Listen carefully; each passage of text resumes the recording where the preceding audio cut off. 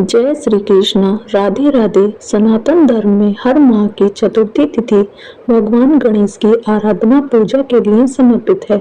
प्रथम पूज्य गणेश जी की पूजा करने से बुद्धि की प्राप्ति होती है और जीवन में सकारात्मकता का प्रवेश होता है।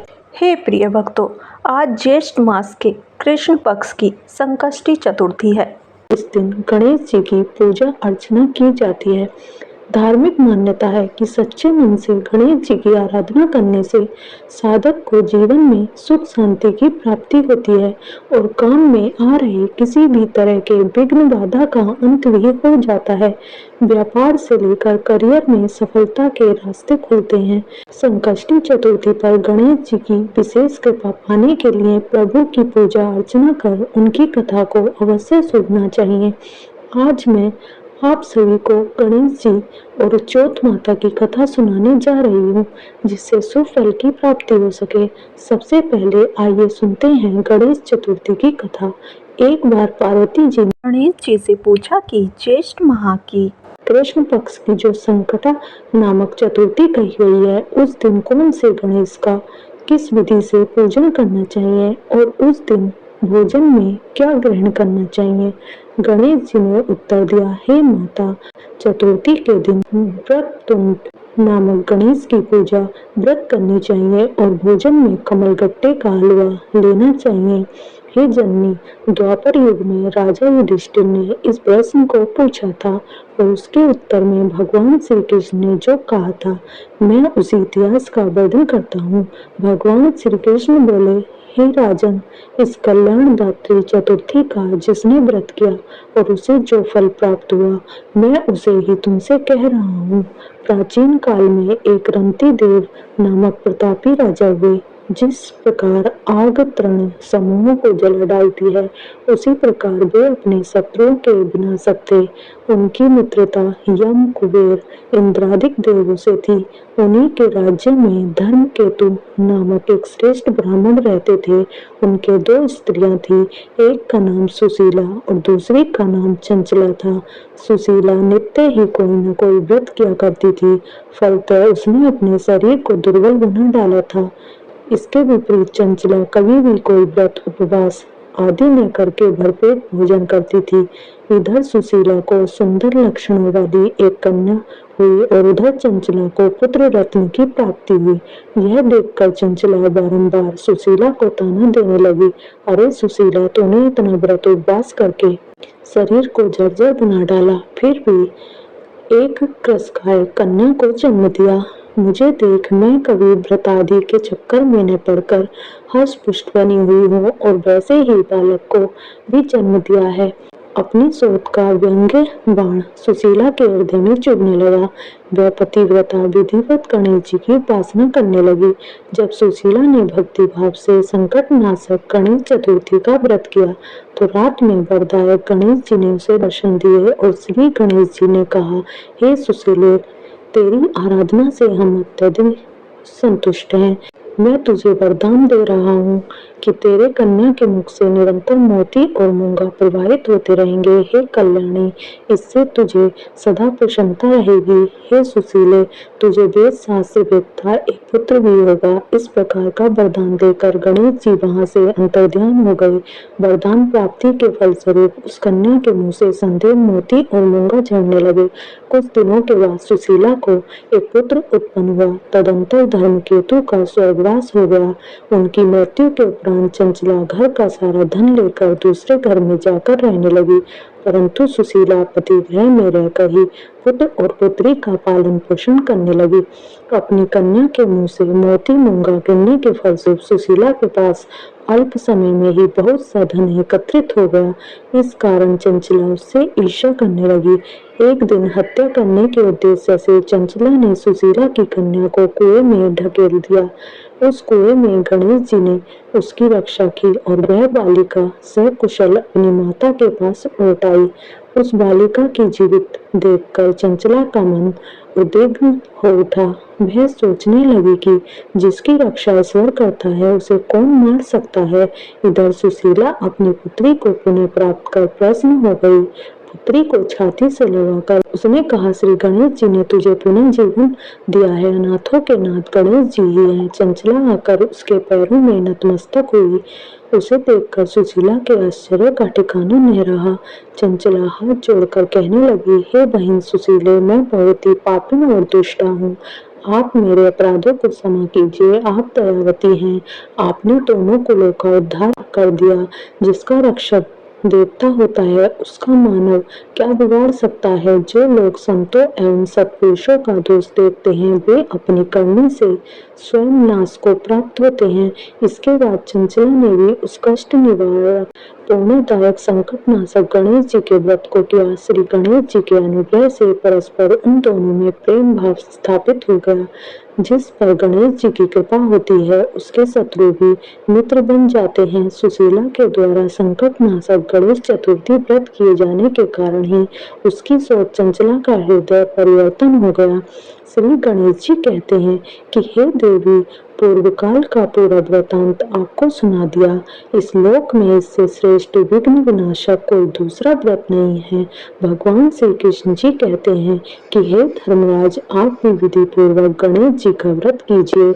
इसके करने से आपके शत्रुओं का नाश होगा तथा अष्ट सिद्धियां और नव निधियां आपके सामने करबद्ध होकर खड़ी रहेंगी। हे धर्मपरायण युधिष्ठिर, आप अपने भाइयों, धर्म पत्नी और माता के साथ इस व्रत को कीजिए। इससे थोड़े समय में ही आप अपने राज्य को प्राप्त कर लेंगे। अब आइए श्रवण करते हैं संकष्टी चतुर्थी के दिन सुनी जाने वाली चौथ माता की कथा। एक गांव में एक सेठ और सेठानी रहते थे। उनके एक बेटा और बहू थे। बहू सबको भोजन करा के फिर स्वयं भोजन करती थी। एक पड़ोसन ऐसी भी थी जो रोज पूछती थी कि बहू आज क्या बनाया। बहू कहती थी, ठंडो बासी।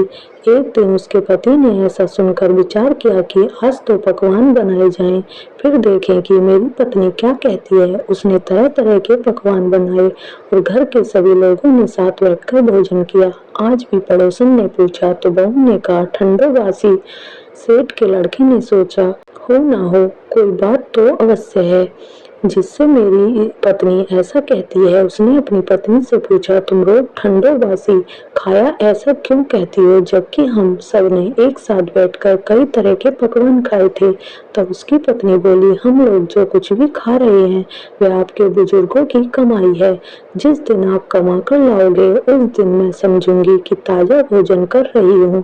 अब एक दिन लड़के ने अपनी माँ से कहा, मैं एक बड़े शहर में कमाई करने जा रहा हूँ।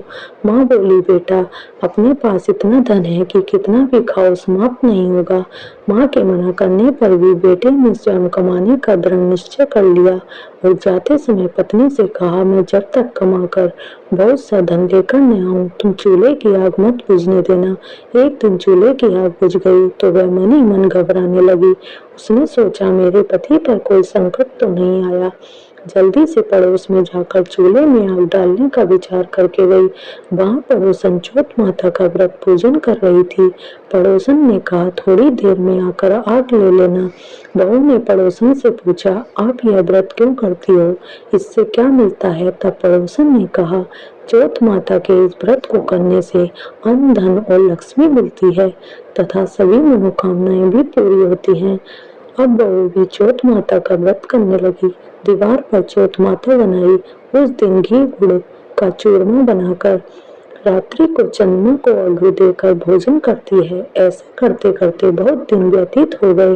चौथ माता ने उस बहू के पति को सपना दिया कि साहूकार का बेटा तू जाग रहा है या सो रहा है, तेरी पत्नी बहुत तुझे याद कर रही है। घर जाकर उसकी चिंता मिटा, तू दुकान खोलकर बैठ जाना, आज तेरा हिसाब किताब चुकता हो जाएगा। अब तो चौथ माता ने जैसा कहा था वैसा ही हुआ। उसने घर जाने की तैयारी की और गाड़ी भरकर धन दौलत लेकर चल दिया। रास्ते में एक बड़ा सा नाग फन फैलाए बैठा था और कहने लगा, आज तो मैं तुझे डसूंगा, छोड़ूंगा नहीं।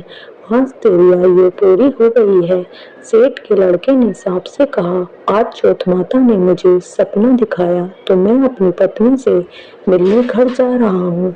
वह मेरी प्रतीक्षा कर रही है और बहुत चिंता कर रही है। मैं उससे मिलकर जरूर आऊंगा, तब तुम मुझे डस लेना।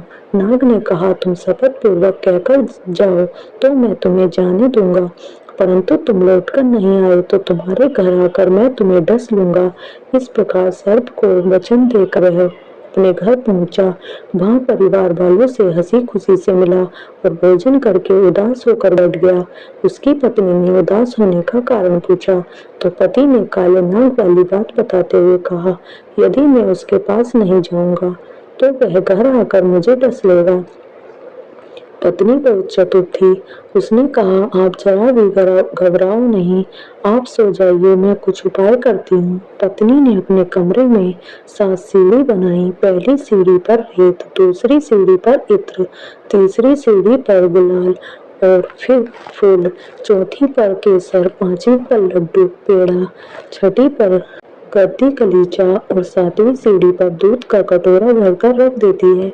इस प्रकार वह 7 सीढ़ी सजा कर बैठ गई। आधी रात होते ही नाग आकर सीढ़ी पर चढ़ने लगा। पहली सीढ़ी पर रेत में लेट गया और कहने लगा, सेठ की बहू ने आराम तो बहुत दिया, पर वचनों से बंधा आया हूँ तो डसूंगा अवश्य। इसी प्रकार 7 सीढ़ियों पर नाग आराम करता हुआ और कहता हुआ कि डसूंगा जरूर कमरे में पहुंचने ही वाला था कि चौथ माता ने विचार किया कि यदि मैं इसे नहीं बचाऊंगी तो संसार में धर्म कर्म और व्रत पूजन को कौन मानेगा। अब तो गणेश जी, चंद्रमा जी और चौथ माता ने उसे बचाने का विचार किया। चंद्रमा जी ने उजाला किया, चौथ माता ढाल बनी और गणेश जी ने तलवार लेकर नाग को मार दिया और ढाल से ढक दिया। अब बहू भी थकी हारी सो गई।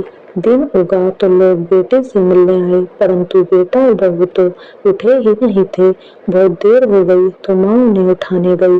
उसने अर्थात लड़के की माँ ने 7 सीढ़ियों पर जो कुछ देखा तो वह बहुत घबरा गई और बेटे बहू को आवाज लगाई। बेटा और बहू उठे तो देखा कि एक ढाल तलवार वहां पड़ी हुई है। अब ढाल उठाई तो देखा वहीं काला नाग वहां मरा हुआ पड़ा था। बेटा बहू ने सोचा कि आज तो धर्म कर्म की आड़ से गणेश और चौथ माता ने अपनी रक्षा की है। हे चौथ माता, आपने जैसे सेठ के बेटे बहू की रक्षा की वैसी सबकी रक्षा कीजिएगा। बोलिए चौथ माता की जय, बोलिए गौरी पुत्र गणेश भगवान की जय। अब आइए श्रवण करते हैं गणेश चतुर्थी की अगली कथा। भगवान श्री कार्तिकेय जी शिव जी और पार्वती जी के पुत्र हैं तथा समदेव बालक रूप में ही रहते हैं, परंतु उनके इस बालक स्वरूप का भी एक रहस्य है। एक बार शंकर भगवान ने पार्वती जी के पास साथ जुआ खेलने की अभिलाषा प्रकट की। खेल में भगवान शंकर जी अपना सब कुछ हार गए। हारने के बाद भोलेनाथ जी अपनी लीला को रचते हुए पत्तों के वस्त्र पहनकर गंगा के तट पर चले गए। कार्तिकेय जी को जब सारी बात पता चली तो वह माता पार्वती से समस्त वस्तुएं वापस लेने के लिए आए। इस बार खेल में पार्वती जी हार गईं और कार्तिकेय जी शंकर जी का सारा सामान लेकर वापस चले गए। अब इधर पार्वती जी भी चिंतित हो गईं कि सारा सामान भी गया और पति भी दूर हो गए। पार्वती जी ने अपनी व्यथा अपने प्रिय पुत्र गणेश जी को बताई तो मात्र भक्त गणेश जी स्वयं जुआ खेलने भगवान जी के पास पहुंचे। गणेश जी इस खेल में जीत गए और लौटकर अपनी जीत का समाचार अपनी माता पार्वती को सुनाया। इस पर पार्वती जी बोली कि उन्हें अपने पिता को साथ लेकर आना चाहिए था। फिर गणेश जी भोलेनाथ जी की खोज करने निकल पड़े। भोलेनाथ जी से उनकी भेंट हरिद्वार में हुई। उस समय भोलेनाथ भगवान विष्णु जी और कार्तिकेय जी के साथ हरिद्वार में भ्रमण कर रहे थे। पार्वती जी से नाराज भोलेनाथ ने लौटने से मना कर दिया। भोलेनाथ जी के भक्त रावण ने गणेश जी के वाहन मूषक को बिल्ली का रूप धारण करके डरा दिया। मूषक गणेश जी को छोड़कर भाग गए। इधर भगवान विष्णु ने भोलेनाथ की इच्छा से पासा का रूप धारण कर लिया था। गणेश जी ने माता के उदास होने की बात भोलेनाथ जी को कह सुनाई। इस पर भोलेनाथ जी बोले कि हमने नया पासा बनवाया है, अगर तुम्हारी माता पुनः खेल खेलने को सहमत हो तो मैं वापस चल सकता हूँ। श्री गणेश जी के आश्वासन पर भोलेनाथ जी वापस पार्वती जी के पास पहुंचे तथा खेल खेलने को कहा। इस पर पार्वती जी हंस पड़ी और बोली, अभी आपके पास क्या चीज है जिससे खेल खेला जाए। यह सुनकर भोलेनाथ जी चुप हो गए। इस पर नारद जी ने अपनी वीणा आदि सामग्री उन्हें दी। इस खेल में भोलेनाथ जी हर बार जीतते रहे। बार बार पासा फेंकने के बाद गणेश जी समझ गए और उन्होंने भगवान विष्णु के पासा रूप धारण करने का रहस्य माता पार्वती जी को बता दिया। सारी बात सुनकर पार्वती जी को क्रोध आ गया। रावण ने माता को समझाने का प्रयास किया पर उनका क्रोध शांत नहीं हुआ और क्रोध में उन्होंने भोलेनाथ जी को श्राप दे दिया कि गंगा की धारा का बोझ उनके सिर पर रहेगा। नारद जी को कभी एक स्थान पर न टिकने का अभिशाप मिला। भगवान विष्णु जी को श्राप दिया गया कि यही रावण तुम्हारा शत्रु होगा तथा रावण को श्राप दिया कि विष्णु ही तुम्हारा विनाश करेंगे। कार्तिकेय जी को भी माता पार्वती जी ने कभी जवान न होने का श्राप दिया। इस पर सर्वजन चिंतित हो उठे। तब नारद जी ने अपनी विनोदपूर्ण बातों से माता का क्रोध शांत किया तो माता ने उन्हें वरदान मांगने को कहा। नारद जी बोले कि आप सभी को वरदान दें तभी मैं वरदान लूंगा। पार्वती जी सहमत हो गईं।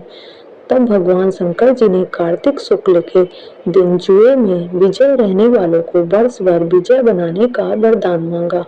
भगवान विष्णु जी ने अपने प्रत्येक छोटे बड़े कार्य में सफलता का वरदान मांगा, परंतु कार्तिकेय जी ने सदा बालक रहने का वरदान मांगा और कहा, मुझे विषय वासना का संसर्ग न हो तथा सदा भगवती का स्मरण रहे।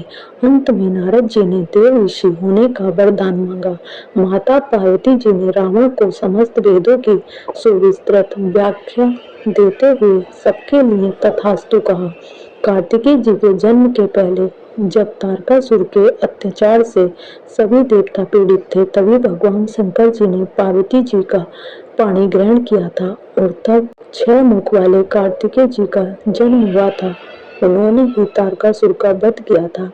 एक बार पार्वती जी ने गणेश जी से पूछा, हे पुत्र, गणेश चतुर्थी को संकट नाशक चतुर्थी कहा गया है, अतः इस दिन का व्रत किस प्रकार किया जाता है और उसकी कथा क्या है, मुझे समझाकर कहिए। गणेश जी ने कहा, हे माता, गणेश चतुर्थी सब संकटों का नाशक, विविध फलदायक एवं संपूर्ण इच्छाएं पूरी करने वाली है। श्री कृष्ण जी कहते हैं कि हे युधिष्ठिर पुत्र की ऐसी बात सुनकर पार्वती जी ने उनसे पूछा, आहार एवं पूजन में क्या विशेषता है, उसे कहिए। तब गणेश जी माता पार्वती को बहुत ही दुर्लभ कथा सुनाते हैं। पूर्व काल में नल नामक एक पुण्य आत्मा और यशस्वी राजा हुए। उनकी रूपशालिनी रानी दमयंती नाम से प्रसिद्ध थी। एक बार उन्हें श्रापग्रस्त होकर राज्य छोड़ना पड़ा और रानी के वियोग में कष्ट सहन करना पड़ा। तब उनकी रानी दमयंती ने सर्वोत्तम व्रत को किया। पार्वती जी ने पूछा, हे पुत्र, दमयंती ने किस विधि से इस व्रत को किया और किस प्रकार व्रत के प्रभाव से 3 महीनों के अंदर ही उन्हें अपने पति से मिलने का सहयोग प्राप्त हुआ। इन सब बातों को आप मुझे बताइए। श्री कृष्ण जी ने कहा, हे युधिष्ठिर, पार्वती जी के ऐसा पूछने पर बुद्धि के भंडार गणेश जी ने जैसा उत्तर दिया उसे मैं कह रहा हूँ, आप भी सुनिए। श्री गणेश जी कहते हैं कि हे माता, राजा नल को बड़ी बड़ी आपदाओं का सामना करना पड़ा। हाथी खाने से हाथी और घुड़साल से घोड़े का अपहरण हो गया। डाकुओं ने राजकोष लूट लिया और अग्नि की ज्वालाओं से घिरकर उनका माल भस्म हो गया। राज्य को नष्ट करने वाले मंत्री लोगों ने भी साथ छोड़ दिए।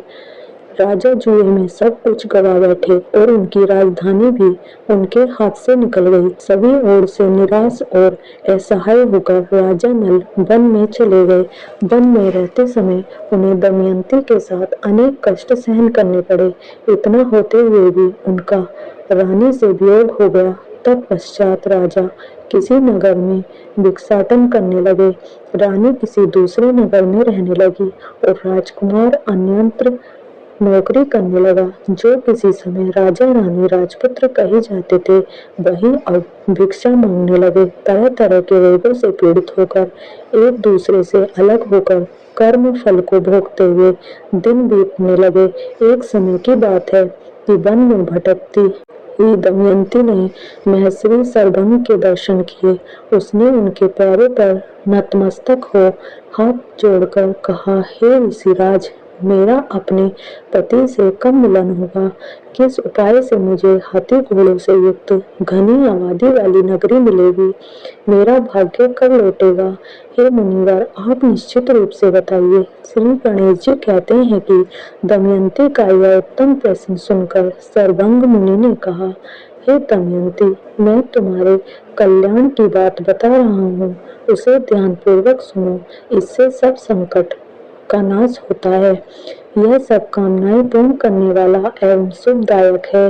अघन मास की चतुर्थी संकट नाशक कही गई है। इस तिथि को नर नारियों को गजानन की पूजा करनी चाहिए। विधि पूर्वक व्रत एवं पूजन करने से तुम्हारी संपूर्ण इच्छाएं पूर्ण होंगी। 7 महीने के अंदर ही तुम्हारा पति से मिलन होगा। यह बात मैं निश्चय पूर्वक कहता हूँ। गणेश जी कहते हैं कि सरभंग मुनि का ऐसा आदेश पाकर दमयंती ने संकट चतुर्थी व्रत प्रारंभ किया और तभी से लगातार प्रतिमा से गणेश जी का पूजन करने लगी। 7 ही महीने में राजन उस उत्तम व्रत को करने से उसे पति, राज्य, पुत्र और पूर्वकालीन वैभव आदि की प्राप्ति हो गई। श्री कृष्ण कहते हैं कि हे युधिष्ठिर, इसी प्रकार हम व्रत को करने से आपको भी राज्य की प्राप्ति होगी और आपके सभी शत्रुओं का नाश होगा। यह निश्चय है। हे राजन, इस प्रकार मैंने सभी व्रतों में उत्तम व्रत का वर्णन किया है। यह सब संकट का नाश करता हुआ आपके भाग्य की वृद्धि करेगा। बोलिए श्री गणेश भगवान की जय। बोलिए श्री राधा कृष्ण भगवान की जय। अब आइए अंत में श्रवण करते हैं सभी मनोकामनाओं को पूर्ण करने वाली गणेश जी की कथा।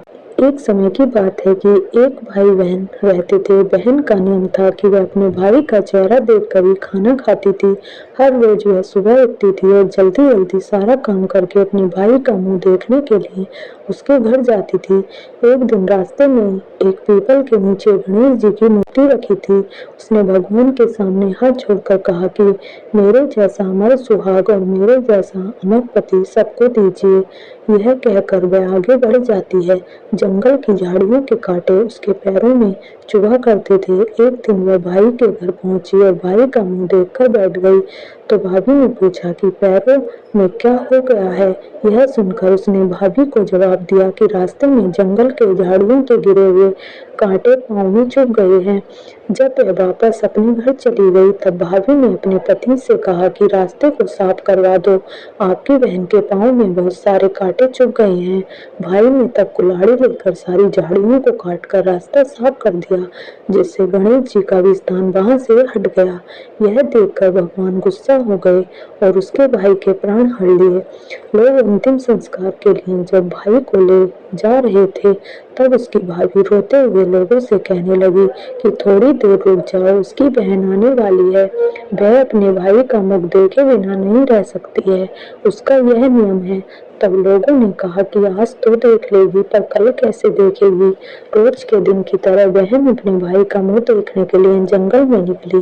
तब जंगल में उसने देखा कि सारा रास्ता साफ किया हुआ है। जब वह आगे बढ़ी तो उसने देखा कि गणेश जी को भी वहां से हटा दिया गया है। तब उसने जाने से पहले गणेश जी को एक अच्छे स्थान पर रखकर उन्हें स्थान दिया और हाथ जोड़कर बोली कि हे विघ्नहर्ता भगवान, मेरे जैसा अमर सुहाग और मेरे जैसा अमर पति सबको देना। फिर बोलकर आगे निकल गई। भगवान तब सोचने लगे कि अगर इसकी नहीं सुनी तो हमें कौन मानेगा, हमें कौन पूजेगा। तब सिद्धि विनायक ने उसे आवाज दी, बेटी, इस खिजड़ी के 7 पत्ते लेकर जा और उसे कच्चे दूध में घोलकर भाई के ऊपर छिड़क देना। वह उठकर बैठ जाएगा। यह सुनकर जब बहन पीछे मुड़ी तो वहां कोई नहीं था। फिर वह यह सोचने लगी कि ठीक है, जैसा सुना वैसा ही कर लेती हूँ। फिर वह 7 खिजड़ी के पत्तियों को लेकर अपने भाई के घर पहुंची। उसने देखा कि वहां कई लोग बैठे हुए हैं। भाभी बैठी रो रही है और भाई की लाश रखी है। तब उसने उन पत्तियों को बताए हुए नियम के तहत भाई के ऊपर छिड़का। तब भाई उठकर बैठ गया। भाई बहन से बोला कि मुझे बहुत ही गहरी नींद आ गई थी। तब बहन बोली कि यह नींद किसी दुश्मन को भी न आए, और उसने सारी बात अपनी भाई को बता दी। जय श्री गणेश। अगर वीडियो पसंद आई हो तो वीडियो को लाइक, चैनल को सब्सक्राइब और कमेंट बॉक्स में जय श्री गणेश अवश्य लिखें। धन्यवाद।